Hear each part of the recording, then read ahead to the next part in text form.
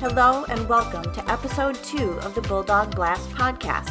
This broadcast is written and produced by 7th and 8th graders at Heuvelton Central School. I'm your host, Mrs. Madeline.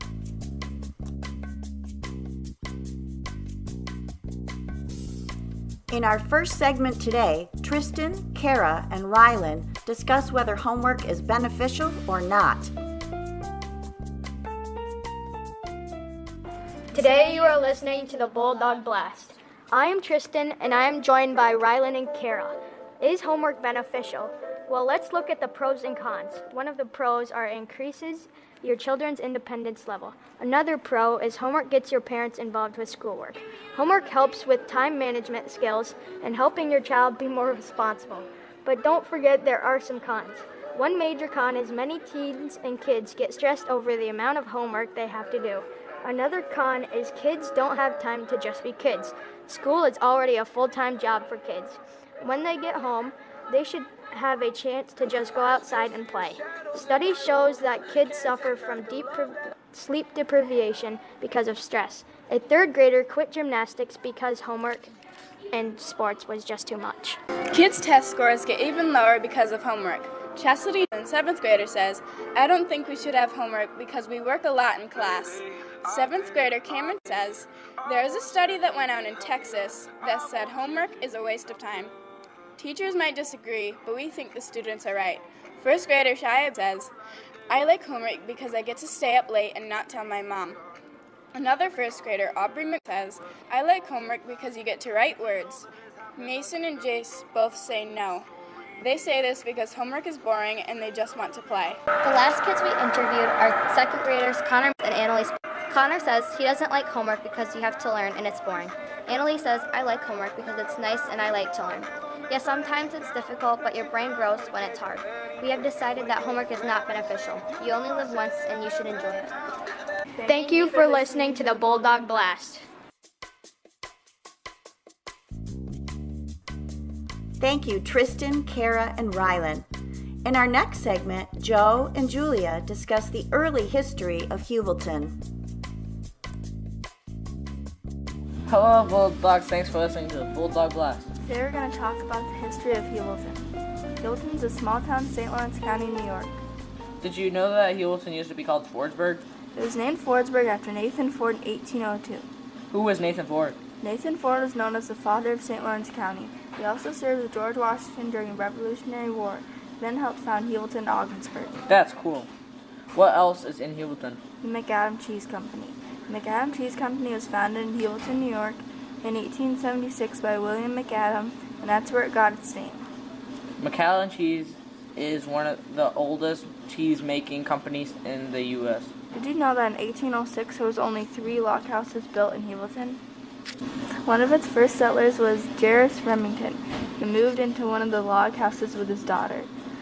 After Mr. Remington got there, he bought land. As soon as he saved enough lumber to build his own house, many years later, John Pickens built a brick house. Lumber was a big business in Heuvelton back then. The people of Heuvelton would put the logs on rafts and ship them down to Montreal. Wow, I never knew lumber was such a big thing back then. That's all for today's podcast. Thanks for listening. Thanks, Joe and Julia. Our final segment features history and time travel with Kaylee, Trayton, and Haley, with an interview with yours truly. I'm Kaylee, and I'm joined today by Trayton and Haley. Today we're going to talk about the history of Ogdensburg. Oh, why are we talking about history? It's so boring. Actually, the history of Ogden's... Boring. Would you stop interrupting me? Like I was saying, the history of Ogdensburg is not boring. Yes, it is. No, Trayton, it is not boring. Fine, prove it to me then. Okay, I will. Haley, come here. What, Kaylee? Tell Trayton history isn't boring. Trayton history is boring. I know, right? Oh my god. Fine, then I'll have to show you. Whatever, history will always be boring. Okay, this is the perfect opportunity to use my time travel machine.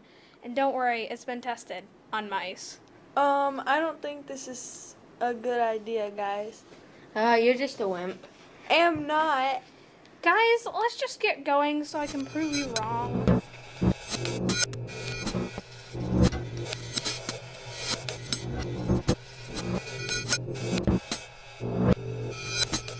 Where are we? We're in the time in which Samuel Ogden founded Ogdensburg. Oh, well, this will be boring. True that. Samuel Ogden named Ogdensburg after his last name, Ogden. Well, isn't that obvious? There's someone I need here. Wait, Whoa, how did I get here? I wanted to interview you if it's okay. Sure? Who were Samuel Ogden's parents and where did they live? Okay, Samuel Ogden's parents were Judge David Ogden and Gertrude Gouverneur. So you notice Ogdensburg is named after him and Gouverneur is named after his mom. What was the year that Samuel Ogden went to the land that became Ogdensburg?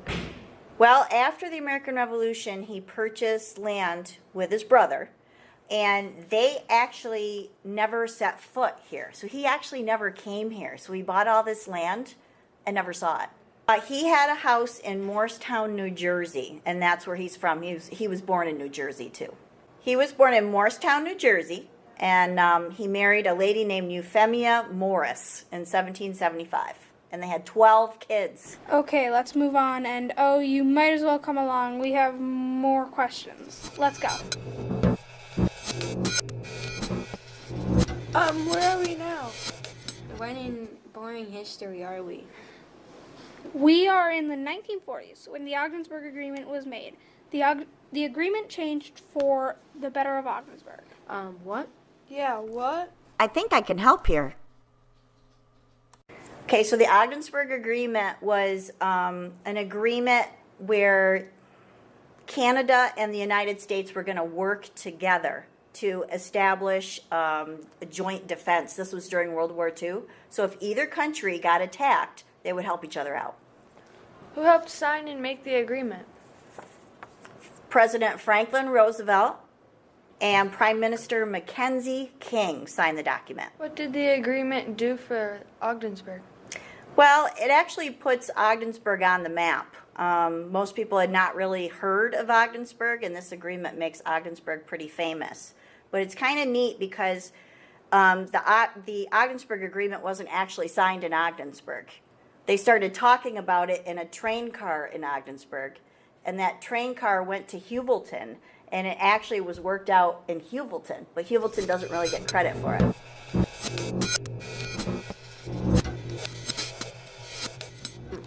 Where did she go? And how did you do that? Don't mind that. Where do we go now? Now we're going to present-day Ogdensburg, so let's go.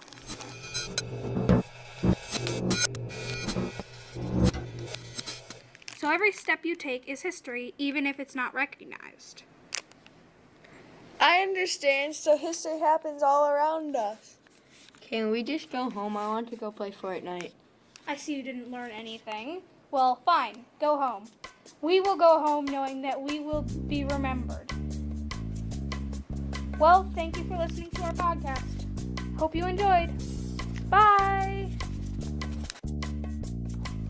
Thank you, Kaylee, Trayton, and Haley.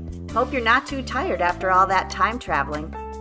This concludes episode 2 of the Bulldog Blast podcast. We hope you'll stay tuned for our next episode after Christmas.